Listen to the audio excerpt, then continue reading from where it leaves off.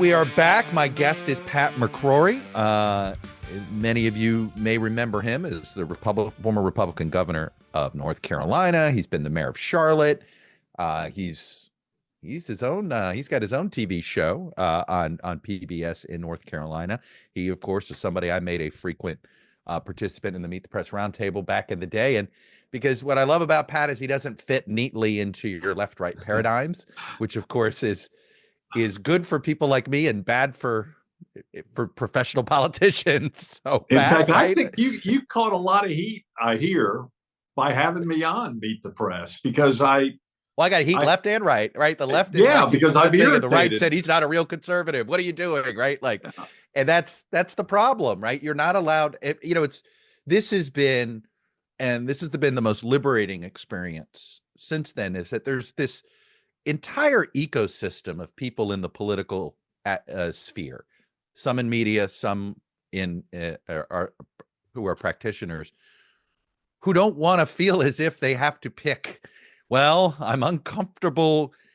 I'm okay with these 4 things over here, and I'm okay with these 3 things over here, but don't force me into one side or the other.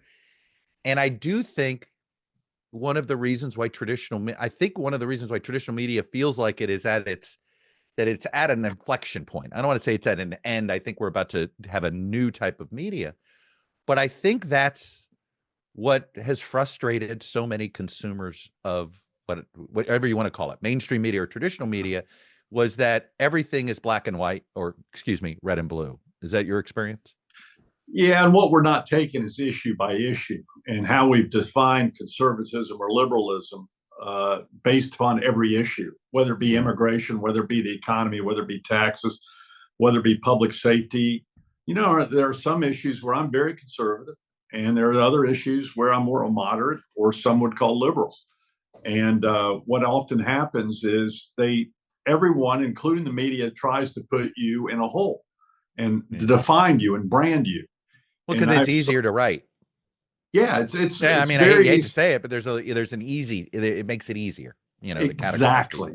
And that's how you win campaigns now, is by branding someone. And it's even best to give them a nickname. The Rhino nickname on my side, or the radical extreme right winger on the other side. And I've been called both a Rhino and a radical right winger. Right. And it's all dependent upon the issue. And as mayor of Charlotte, I was a big supporter of a mass transit line. I supported, which has been very successful. And so all the Republicans said, "Oh, he's a liberal." And then, I got caught up in North Carolina on the trans issue regarding locker rooms and restrooms and athletics, and 9 years ago now. And boy, when it was just a fight over bathrooms, it was a lot easier to deal with that debate, wasn't it? Now it doesn't feel. Well, I was dealing with women's prisons at the time, but it's just noticed. So that time I was a radical right winger by the left, and both branded me very successfully. Why you're not? I don't know what. I think you're. My guess is the best way to describe you would be what, a center-right conservative, or do you even take? I think that's right. I'm probably more of a Reagan conservative. Some would even call me an Eisenhower conservative, where I'm showing my name. I'm a conservative who believes in strong investment in infrastructure, like roads and transit and parks and schools. And yet I'm a conservative, and I'm not a woke guy whatsoever. I hate the whole woke thing and political correctness. And I'm conservative on social issues, but I'm not mean-spirited. I don't downgrade people who disagree with me, which I think we do too much. What brought you to politics? What brought you to the Reagan side of things? Do you remember what, it's sort of like when you were in high school or college? What was it? Do you remember? I think what brought me to, I was actually a fan of Jimmy Carter, because my dad was an engineer and Jimmy Carter was an engineer. And so I liked that. And plus, Jimmy Carter went to the Navy, was in the Navy. My dad was in the Navy. By the way, we never had a naval engineer, nuclear engineer. Right. I mean, look, Carter's background was extraordinarily unique at the time, and an evangelical conservative. Like, you don't see that. A nuclear engineer and an evangelical, this believer and this ultimate scientist, right? That was, talk about hard to categorize. So I was a Democrat up until when Jimmy Carter got elected, and when he was when Ted Kennedy went after Jimmy Carter in the primary, I changed parties and went to Reagan because I just thought the Democrats had lost their way in getting rid of what I consider to be a very smart individual who had been a governor. And when I saw Ted Kennedy go up on stage and basically refuse to shake the hands of then the president of the United States, I went, this party's gone way far to the left. And they lost my way. And then I saw Reagan, who was a great communicator, and yet he was still a nice guy. And that's what I've attempted to be. And nowadays, I'm not sure there are any nice guys left in politics. Well, that's an interesting way to put it, because look, you get the elected officials that the culture, I think, creates, right? And there used to be you used to be punished if you didn't show a little bit of empathy as a leader. And now, in some ways, we're so angry with each other that we don't want to show grace once we're in power. I mean, look, we could debate the specifics of the policies of deportation, and then there is the implementation of your attempt to exercise your policy. And I think that's what's lost here with the Trump administration, is they don't appear to even want empathy to enter the picture. Like, you could be right on the law and the merits and wrong on how you implement it. Yeah, empathy doesn't sell right now. Car wrecks sell, and car wrecks have always sold on the local news. 6 o'clock news, it always started with a car wreck. If it bleeds, it leads. That would and always now be in politics, that was the old. You scream and yell, you lead. If you call names, you lead. And with all the cable on all sides, both the left and the right, they love the conflict, and it brings the clicks. And social media has changed the world regarding the clips. And Chuck, I'm older than you, but we grew up on where you show respect. When I used to do Meet the Press, my conservatives, how can you be with Chuck Todd? Are you kidding me? How can you be with that guy? I go, no, I've gotten to know Chuck. We don't agree on things, but we can have a conversation about things. And sometimes we have agreement, just like me and Ben Chavis, when I was co-chairman of No Labels with Ben Chavis and Joe Lieberman. Ben, Joe, and I would get in a room, and I'd go, I can't believe I'm in a room with Ben Chavis, that radical left-winger. And he'd go, I can't believe I'm in a room with that right-wing extremist. And Joe Lieberman, of course, being but the fact that you're in the room means that the label was wrong in the first place, right? Exactly. Right. One wasn't an extremist on the left. I mean, I take, look, Ben Chavis comes from the same sort of school, I would argue, that Andy Young did, right? When he used to say, this isn't about black and white, it's about green. That used to be what Andy Young used to say. He said the color is green, and he was referring to the color of currency. And I respected Andy Young when I was mayor. I was mayor for 14 years, and I got to meet Andy. He would remember me, but I remember him. And of course, he and Jimmy Carter were real close. But he always had this respect and dignity that Reagan, I thought, always had. Reagan never lost respect for the office. And, even now, I go meet with my former governors. I met with Governor Stein and Cooper and Hunt, and not too long ago in Raleigh, and I was a part of a respectful group of people who I fought hard, but all of us knew we're not going to be disrespectful to the office at hand, and that's what I'm seeing now. And as mayor, during my 14 years as mayor, I never used the gavel. Not one time did I start or close a meeting with a gavel, because I figured if you did the gavel, you lost control of the meeting already. What I did was anticipate people.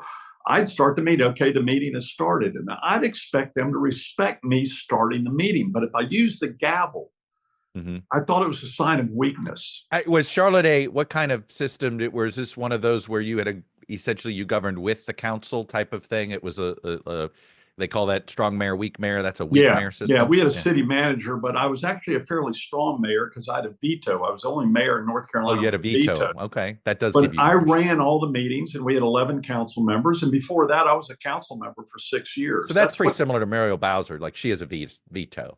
Right. She's always said, she goes, L.A., she always thought the L.A. mayor job was the worst to have because it sounds like a great title, but it's a weak, super weak mayor system. They don't have the constitution, the local charter doesn't give them much power.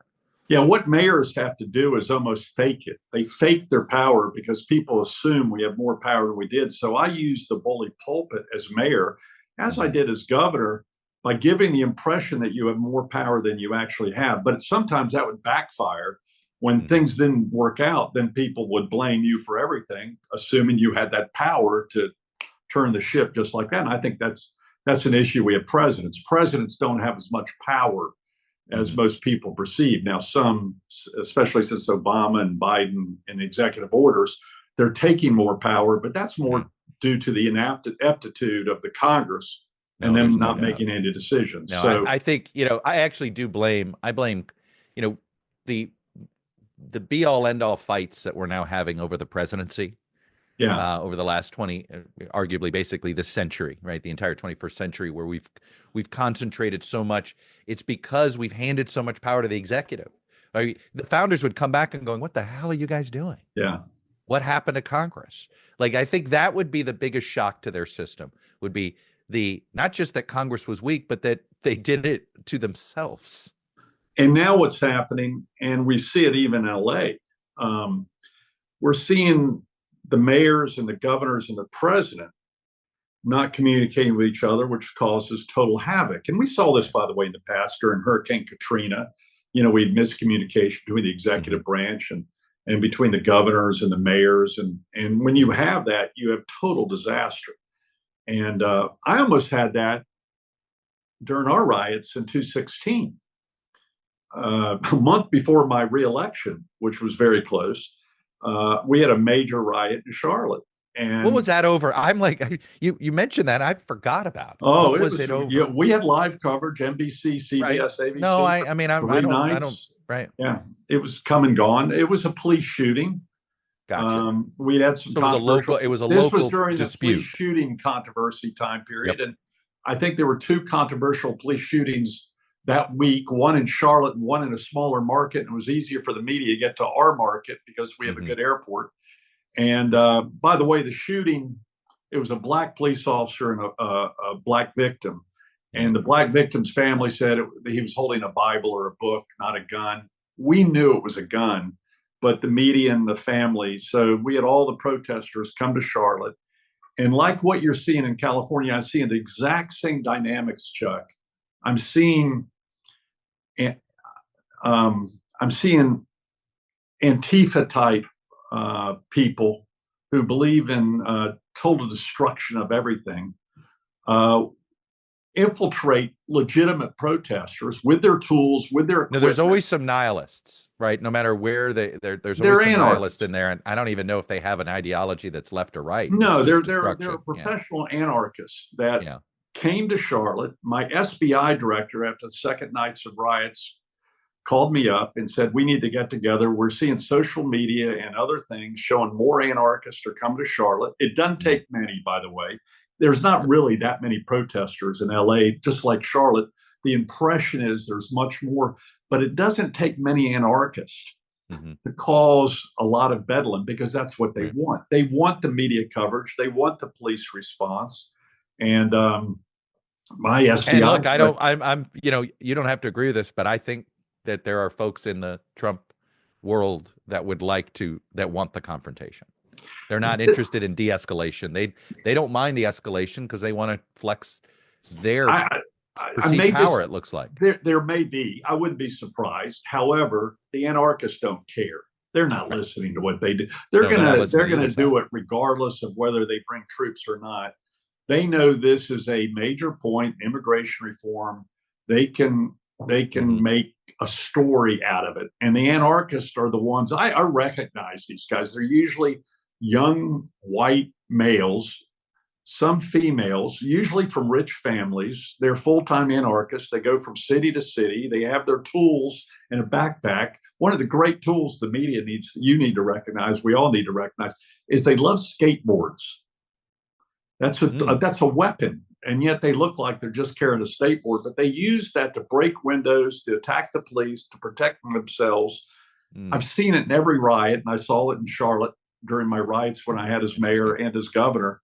They know exactly what they're doing. And now with social media, they know where the police are because they're following the exact movements They're of the police. communicating, right? They have their own communication system, right? They are approached. There's no By the staying way, I ahead think of some of this was true on January 6th. Whether it's the left or right, there are some professional protesters who have the same equipment, the same ways to break window, and then the professionals hit and then they run. And they hope the group dynamics will follow them.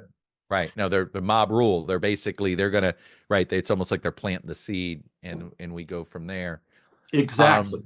You know, it's such a fine line, and you've had to think about this decision, right? On one hand, you want to have safety. You bring in the National Guard. There is a, if you do it the wrong way, it can make a tense situation worse, right? And if you do it the right way, you can sort of calm things down. Is there one size, or do you think that each situation is a bit unique, or do you feel like there is a sort of a rule book executives ought to follow that maybe isn't being followed? It's a combination of both. First of all, the dynamics are almost identical in every riot. Now, each local leader is a little different. You have partisan dynamics. You have a strong mayor system, weak mayor system. You have a governor. You have elections. You know, of all these other things going on. In my case, I had a more left-wing mayor in a city where I was mayor for 14 years. She did not want anything to do with the Guard during the riots. And I had to call her up and go, I'm bringing them whether you like it or not. Now, this was a private conversation. Okay. Then I had a side conversation with the police chief. And I said, listen, I know you need help because my SBI director used to be the police chief there. So we knew SBI, just for the non-North Carolinians. State Bureau of Investigation. Got it. Okay. So he came and he showed me the social media. So he says, Pat, this is going to get worse. It's not going to get any better. The police will not be able to protect their buildings and make arrests. And this is another thing that needs to be clarified.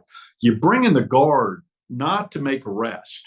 You bring in the Guard to protect the buildings, like the city hall, the jail, the bank buildings that we had in Charlotte. You surround them, and then the police can arrest the anarchists that are causing the damage and get them off the street. Once you get them off the street, everything calms down, including the peaceful protesters. They go, okay, this is what we want. But the anarchists don't want. So what we do is send the police out to arrest the guy throwing the rock or shooting the tear gas or sadly shooting a gun, which happened in Charlotte. So those dynamics are the same. What I did a little differently, and I'm very proud of it. Politically, it was stupid because it didn't gain me any votes, but I gave all my authority of the National Guard, which I was the head of, and of my highway patrol, which I sent to Charlotte. And it takes time to do that. It took a little over 24 hours to coordinate that all. I gave total authority to the police chief, an African-American police chief who I trusted because I knew him as a former mayor. And I said, listen, I'm going to give you my authority. You take control of my National Guard. When I say my, I'm not doing that in an ego standpoint. I understand. My highway patrol.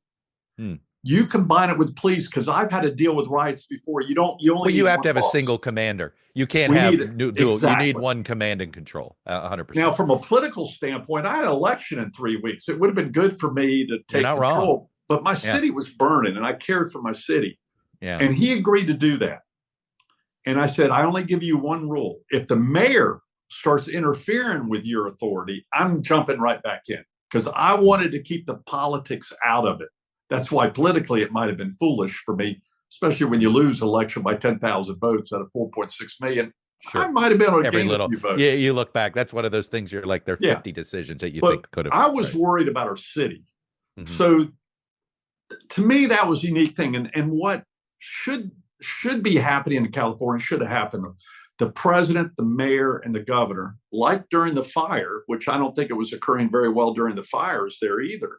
Right. They should have been on Zoom calls together 2-3 times a day. Well, but Pat, this is where I say that I've been saying this, where the incompetence of this administration and just governing is just, if I were a supporter of this administration, I keep telling them, you should be angry at them for their poor implementation, because they are terrible at this coordination. And this is how, I hear all these stories about how good the Reagan White House was to Democratic members of Congress, Democratic mayors. They would go out of their way to do this. George W. Bush did this. Obama wanted to have better relations with this administration. Doesn't do that. And it's almost, they see that as weakness, right? There's this percent that you can only work with Republicans. And look at this idea that if you gave to a Democrat, we're going to yank your nomination. Now, granted, that probably had more to do with Elon Musk than anything else with the NASA guy. But that mindset, I really gets in the way of governing. And I think it's a huge problem in this let me era of politics we're living in. Let me spread the blame. I think. I'm not going to sit here and say it's not look, what happens is it's reaction. I call it, we're living in reactionary politics. Yeah. Which, when one side reacts, the other one reacts. And then this is where we have this never ending. I saw this during the fire in California too. I was shocked during the fire because I've had to deal with hurricanes too, and major ice storms. Right. And the mayor and the governors have got to be working together. And I noticed in all the press conferences during the fire, horrible, horrible fire, where a good friend of mine's house was burned down in LA. The press conferences weren't being held together by the city. No, if anything, Newsom wanted nothing to do with it. He was sort of trying to, there was this, whatever you think of Karen Bass, if you know her, this is a decent person. Okay, right. She may have been in over her head. She may have made a mistake, but this is not a bad person, right? Right. And they all just left her on an island. It was shocking to me. So I'm seeing some similar dynamics now with this riot, where you don't see the mayor and the governor together still on this. There's a little more coordination, but you're right. They're not on camera together. And I was on camera with my harshest critic as Mayor of Charlotte. I mean, she is way to the left. She was at the time. What the public wants to see. You calm the public down when you see supposed political opponents standing behind the same podium telling you the same warning about it's what Chris Christie did with the President Obama. That's right. He paid for it politically, maybe, but it was the right thing to do. And I'm not even seeing people doing it within the same party. So my criticism, there's definitely a Karen Bass, it's like they're treating her like she's got cooties, all these Democrats, because of the fire, right? Because she's unpopular right now, right? And it's like, unpopular, don't want to stand next. We all know, you find out who your real friends are when your approval ratings under 40. But there's no excuse for not standing next during disasters. You've got to go beyond politics. And we saw a little bit of this in New Orleans between between Bush and the then mayor. And the governor and the mayor, same thing. Yeah. And the mayor and the governor weren't on the same page. Then the governor and the president. Oh, no. I mean, you're 100% right. If you don't have at least public unity, you could have all the private disagreements you want, but you got to speak with one voice when you're out there. Let me stick to this topic because I'm curious, as somebody you just brought up. I mean, my memory of your last campaign for governor was, of course, the storms and the floods, because I was moderating a debate and it was 50-50 whether you were going to be able to come, because I was sleeping on a cot. Right. Emergency operations. Of course, I've always said you got to come in wearing your FEMA jacket, right? Or the North Carolina, which is always, you gotta look good for the cameras there, right? I don't think I did that. No, well, I think you changed when you I changed. I think but Trump wants to get rid of FEMA, and he wants to basically block grant disaster response, right? And I think this is I think it's a very politically, I think it's a bad idea, but I'm just curious, functionality. What would it take for you if you were governor right now? You found out they want to pull out after this hurricane season, they're going to disband FEMA. What would you have to do in North Carolina to replace what FEMA does? Because FEMA is so necessary sort of on day 3, usually, right? Like that's when you really need their help. Well, there's a little bit of truth on all sides regarding FEMA. FEMA are some great people. I had a great, Hurricane Matthew. I had a great relationship with FEMA, was on the phone with them constantly. Mhm. Obama really wasn't working with me much. Again, there was an election coming up, and that might be another dynamic. But I had a great relationship with FEMA, and I put together a strong team. In fact, my first 2 weeks as governor, I took one day to train emergency response at an operations center to put me as governor. My emergency operations guy said, Governor, I hate to say it, you need to go through training. I went, hey, I've been a mayor for 14 years. He said, no, we're putting you through training. And so what I see a lot with governors, mayors, and the presidents, by the way, they've never been put in a room together with all the people before the storms and go, this is how it works. The process, the decision makers. I saw this in California. It's like they're seeing each other for the first time on who makes decisions. I saw this in New Orleans. I saw this in North Carolina, with all due respect to Governor Cooper, who's now out of office. It was a disaster here, the Western hurricanes. In fact, an audit just came out where the housing that they did set up, the cost per trailer is in the millions. It just came out 2 days ago. I don't have the data in front of me. But the waste and abuse. Well, the problem with FEMA, but in fairness, on the waste issue, there is this fine line you got to walk, which is hurry up and get the money out the door. Are there people that are who don't need the checks, who are standing in line to get their check? Yes, that's going to happen. Remember the PPP loans? I remember Marco Rubio arguing against having some sort of, because there were some people that said, hey, shouldn't we have a vetting mechanism for these loans? And he says, well, by the time, if you add the bureaucracy, it delays getting the money out the door. And so there is a balance there. In fairness. You are dead right. That's what the bureaucracy is supposed to stop the fraud, but it slows up the speed of getting action. Right. And that's the dilemma. And frankly, there are a lot of players who came in Hurricane Matthew from the outside. I went up to the west. Oh, it's a money-making venture for a whole bunch of contractors. It's a huge money-making adventure. And these people are coming out of the woods from the left, from the right, from people who aren't qualified. No, it's not even left and right. It's the guys that all know that there's other people's money that's available to them. Insurance money. Well, there are some people from the left and the right too. We had some, frankly. Oh, I'm sure there is, but it's usually just a bunch of grifters. Military groups. Yeah, it's grifters. Were in our small towns, which were quite scary. Yeah. But actually, I work real good with Samaritan's Purse at Franklin Graham, and Franklin Graham gets a lot of heat on political things, but Samaritan's Purse has the process down in an efficient way, whether it be Iraq or whether it be. No, there's some good ones, like World Central Kitchen's another one. Absolutely. Jose Andreas really runs a sharp organization as well. I mean, there's some really good private. Yeah.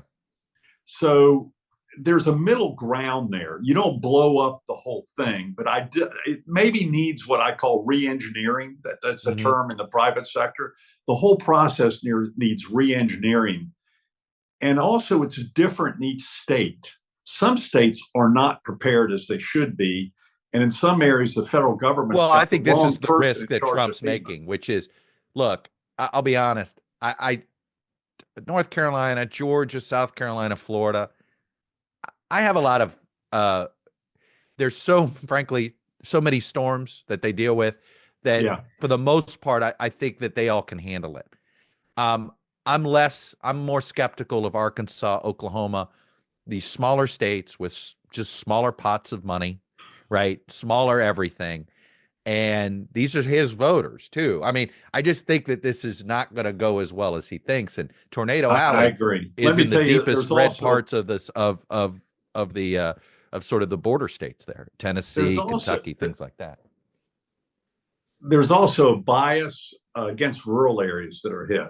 The media, I don't mean to pick on the media, but it killed me when our Hurricane Matthews, all the reporters are on the beach waiting for the hurricane. Well, the hurricane had no impact on the beaches, but your hurricane didn't hit. It wasn't the hurricane, right? No. Which is now the worst part of hurricanes. It's not day one. It's when the water rises internally. That was your problem, if I remember. In fact, I made a recommendation to the federal government after Hurricane Matthew, which killed 28 people, all drownings. And all like days later. This was not the storm itself. It was the flooding after the map. So the storm gets a 4 rating or whatever it is, right? A huge rating. I forget the numbers now. And I go, This is stupid. It's not the winds that going to kill you, it's the water. And yet Always the I did a big thing on the Weather Channel. I said, guys, you're misleading the public. The day after the storm leaves, you bring down the category. And I'm going, you're killing and everybody, oh, it's safe. And it's like, oh no, it's not. No. Don't Our drive flood down that went on road for 5 days downstream, and it killed people. So even the communications on how we communicate natural disasters is a disaster. Right. And it needs to be changed. And I made that recommendation 10 years ago, and it fell on deaf ears, partly because I was out of office then, but I see the same mistake being made over and over again. We even saw that in the fires. How we rate there's just certain disaster. things, you know, there's certain things that just shouldn't be political appointed, right? FEMA, the Fed, justice. Like, I think we all kind of know, like, I, you know, a little bit of this is fantasy in my head, but you know, I really would love to see us like, look, we've learned it's not healthy to politicize a Justice Department, and the system allows it. You know, we sit there and say, oh, don't politicize justice. Well, the president gets to appoint everybody. There's like the system. It's, you know, how else are you how do you avoid it? Literally, you got to then let the other party appoint. Like the Fed, at least we've created, you know, I want to take how we do the Fed, right, and figure out how to apply it to the law, because, you know, clearly we care about not screwing up the economy, right? So we think we better have political balance as best as we can get it on the federal on the Board of Governors there. That should be the same goal with like disaster relief. It should be the same goal with our legal system and with riots. Well, sure. Well, that's to me a disaster. That's disaster a response. Disaster. Some are man-made, some are natural. This would be a man-made disaster.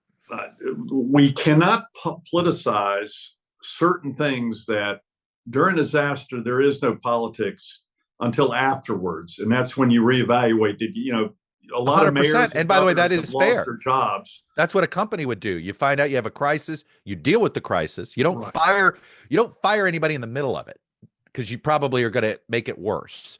You do the quote unquote after action report. Right. And then you decide, okay, you know, was this human error, and was this intentional human error, or was it an accident? Things like that.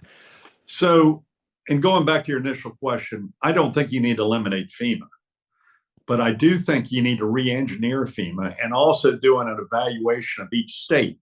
Mm-hmm. And the way you do that is you get in the same room together, just like my emergency operations director as the new governor back in 2012.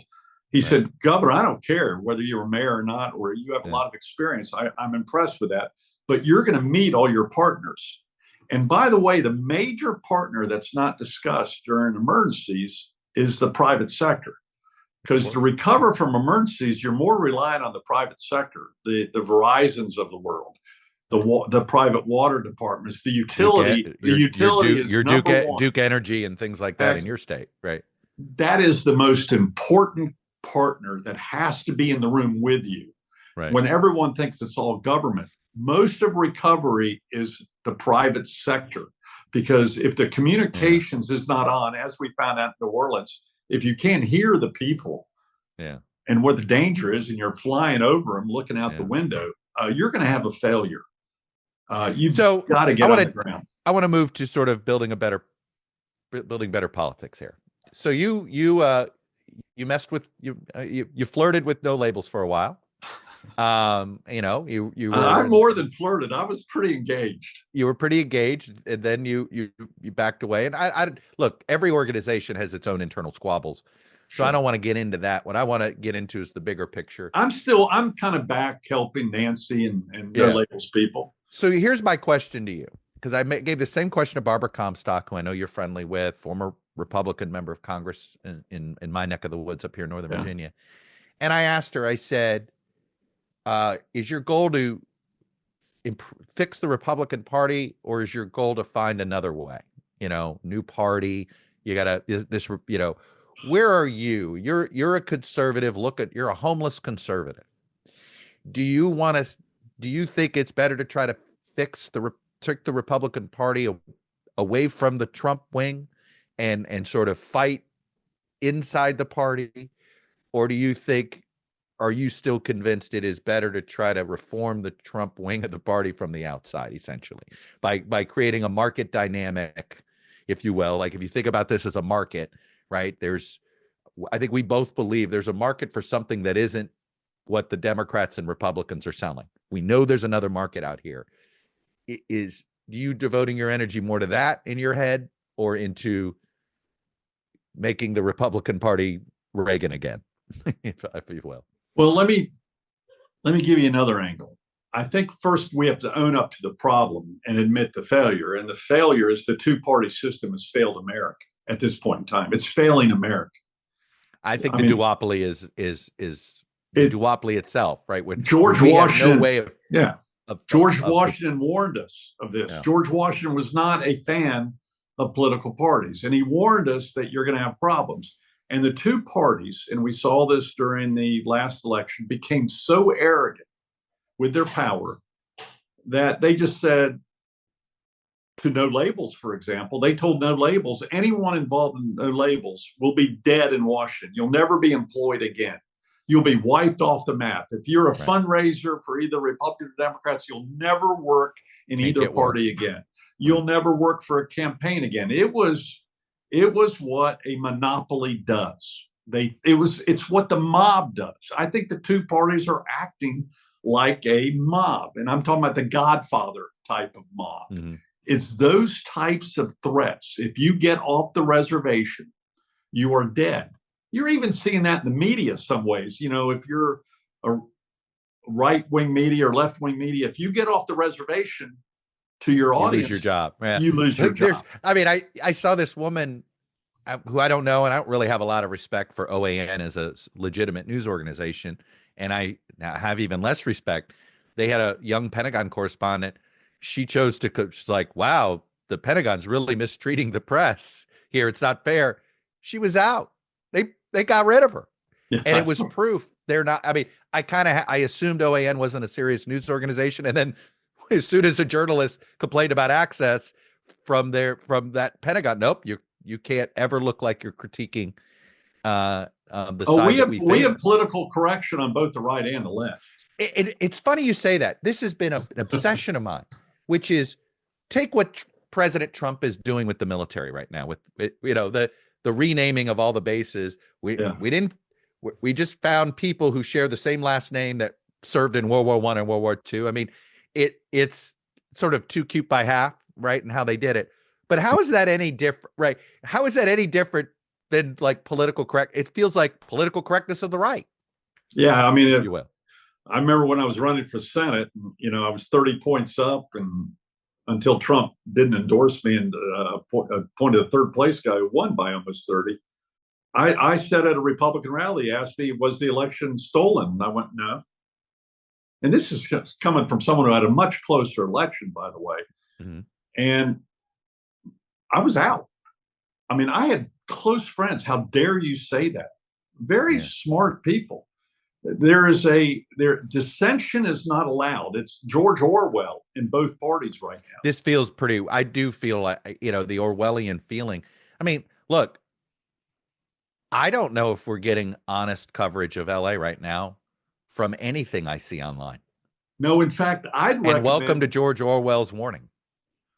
There are too many reporters on the line looking for the tear gas shot or getting hit by a bullet or whatever.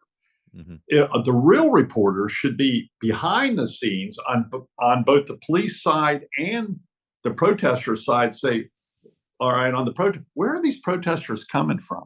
Are they even from LA? Are they at other protests, regardless of the subject? Where are they getting their money? Where are they getting their transportation? Where's the money coming from? And on the other side, you got to say, how are they communicating? Are the police and sheriff and fire department, by the way, mm-hmm. Fire is often forgotten in riots, but mm-hmm. they're a very crucial part of the communication because they have to go put out the fire of the cars and everything mm-hmm. while under fire, literally. To me, good reporting would be check what's happening even 50 yards behind the scenes. Yeah. Well, also, but the good reporting takes time and everybody needs an update immediately. Yeah. Right. Like, and this is where you feel. But wait a minute. There are a lot of By the way, this was true with the Charlotte riot. It'd be 30 protesters and it'd be 30 camera people. And I'd go, who's leading who after a while? If a couple of those camera people maybe had gone 5 blocks back and seeing how each of the police and it'd be like going back behind the lines in World War II.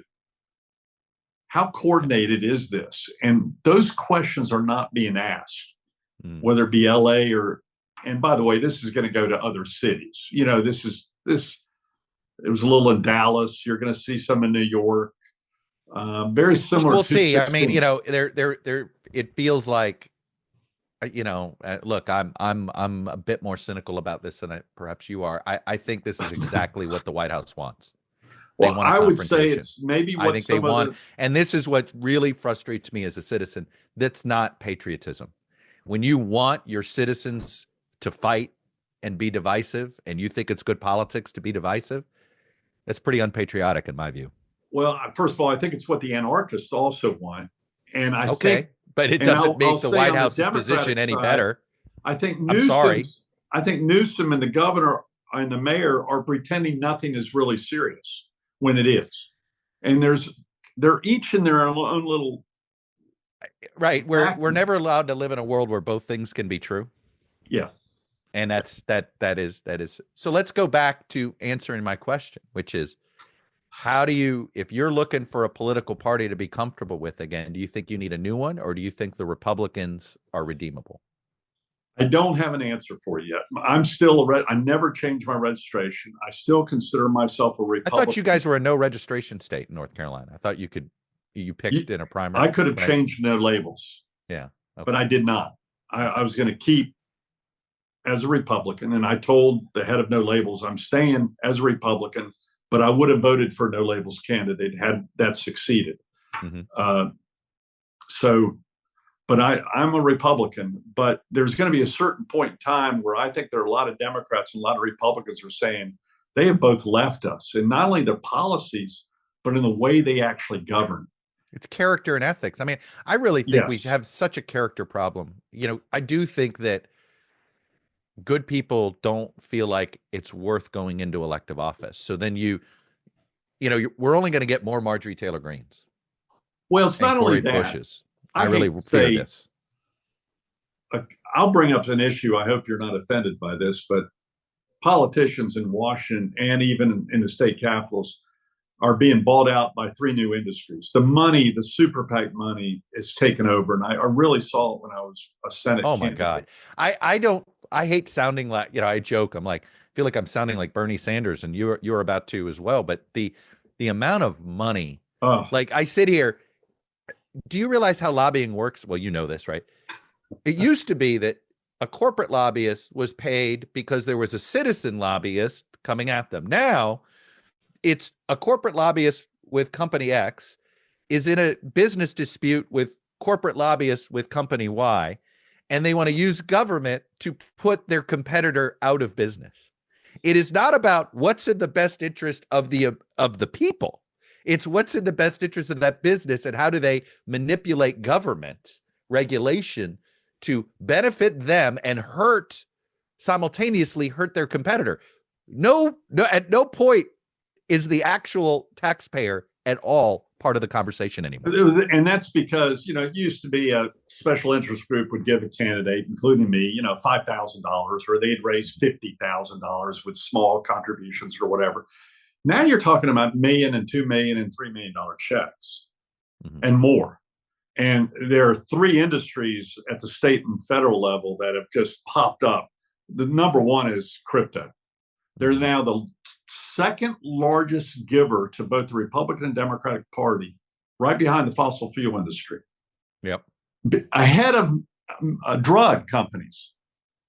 And by the way, it's not talked about, because both sides are being bought. In fact, I think crypto. I am a crypto skeptic, and nobody has been able to explain to me the benefit to society with crypto. All I know is everybody that's spending money on politics in the crypto world is simply trying to make their questionable investments worth something. The number one question I'd ask on a Sunday talk show, if I was the king, to every candidate who accepts crypto money is, can you explain crypto to me? And they will turn white. They will. So I true. mean, and by the way, they ought to ask President Trump too, because he said it was 100%. A Ponzi scheme a year and a half ago. Yeah. And now his family and him are making it's a money. Ponzi scheme. It's a Ponzi scheme unless you're making money, apparently. And they ought to ask, who's the new senator from California who came from the House? What's his name? Adam Schiff. Yeah, Schiff. Huge money from the crypto industry to help win the primary. Bud, who beat me, nice guy. I'm nothing personal. He was on you look up every person on the banking committee, the ag committee, and the finance committees who deal with crypto. Those three ones that they all may end up dealing with. All of them have accepted unlimited donations to their super PACs. The Club for Growth, millions from the crypto industry. Well, the Club for Growth is so far away. It's so far gone from what it was supposed to be. You know, what Pat Toomey, the organization Pat Toomey ran, and it's just now a money laundering operation. I don't know what it is other than that. It's just a legal money laundering operation. And when I interviewed with them, when I ran for the Senate, which they had already endorsed my opponent, I already knew it. But they basically asked me in an interview, they said, well, Governor, will you support any trade tariffs?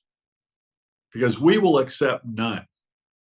And these are the people who I'm old enough to remember when Club for Growth had principles. Yeah, they have none now. The Freedom Caucus. And that was a litmus test.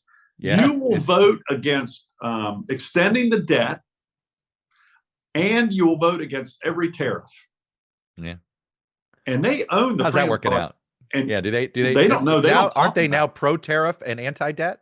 What are they now? I don't even know. I don't know. But the flip-flopping, the hypocrisy, and then you have Adam Schiff.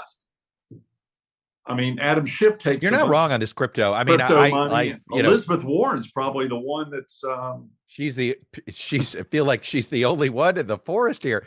I interviewed her on crypto. I had her and Cynthia Lummis, I think owns more actual Bitcoin than any other U.S. senator. And she's and by the way, she strikes me as genuinely, like, she was early. So she strikes me as genuinely like she's, you interview her, she brings out a book, What is Crypto? She wants to educate. Like, I respect her position, even if I don't, I'm still a skeptic at whether this is. Well, I think the first press I believe in the blockchain. I just don't believe this is currency. I have baseball cards I'm staring at right here. Tell me the difference between a meme coin and a baseball card. There's none. I think it's dangerous to the long-term stability of our monetary system. Of course it is. But again, I don't understand it. It's beyond my educational capability. That's why. But Pat, haven't you learned this over the years? If you can't explain it, it means it's bullshit. I listen. I have friends of mine who used to work for me on my campaign who were making a bunch of money. They swear by it. 20s and 30s now. Of course, I say you don't make money until you cash it in. But I'm Chappelle has a great afraid of our monetary system, and I think actually no one in D.C. is talking about it because the people really making the money, the politicians aren't making money, but their super PACs are making money. It's getting this politicians. Dave Chappelle had the best. He goes, so explain to me this Bitcoin. So if I want to spend it, what do I got to do? I got to trade it in for cash. And then it's like, you're just like, I mean, it's just, come on, man, and I'm afraid the media is not talking about it either. Well, honestly, because advertising dollars. You know why? Well, no, I don't think it's that. This is one of those, it's Charlie Brown's parents. When I start to explain, the blockchain, all of a sudden viewers are going, wah, wah, wah, wah, right? Like, and they don't hear it. And, there are some stories that don't get the coverage they deserve because the substance is kind of boring. Yeah. It's accountant stuff. This is the problem with the debt. Let me give you something so it's funny you bring up campaign finance reform because you're somebody, I don't hear people from the right side talking about that issue enough. Just like I don't hear people on the left talking about the debt enough. Well, I actually think the two go hand in hand. Let me ask you this. You ever met anybody that spent a gazillion dollars on elections from a private entity that wasn't doing it because they wanted government to spend less money, or they were looking for their own piece of the action from government? My point is, the more money that's spent, it's being spent to take money away from the government, not to help the government save money. I would agree with that. Listen, when I first ran for city council, my average donation was $35-40. I raised $14,000. But I will say this now in hindsight, what do city councils do? Well, their major decision is zoning, which gets no credit. So who are the lot biggest... of property? And imagine how easily those guys can get. I always said this: the smaller the legislature, and city councils are mini legislatures, the more corruption you'll find, because there's legal. less watchdogs. It's legal. Most of this is legal corruption, but the fact of the matter is, when you're in local government, you have a different donor base. And I've run for city council, right? mayor, city council's all developers, and Senate. And my donors were all different because it was dependent upon what sphere of influence I had in the job. Yeah. And that's where your donors came from. And you have to own up to it. It's true. The crypto industry is giving to everyone, for example, who's on certain committees in DC. And by the way, they're in the states too, because all of a sudden the treasuries of every state legislature is all of a sudden going to put part of their pension program in crypto. This is 2 years after Sam, whatever his name is, he's in prison, and it's like it didn't happen. By the way, the other thing that's going on is the gambling industry, and the marijuana industry. The vices, huge at the state level. Yeah. Look, I know you got to wrap, so let me close with this. Tell me about Thom Tillis in North Carolina. And what's your expectation?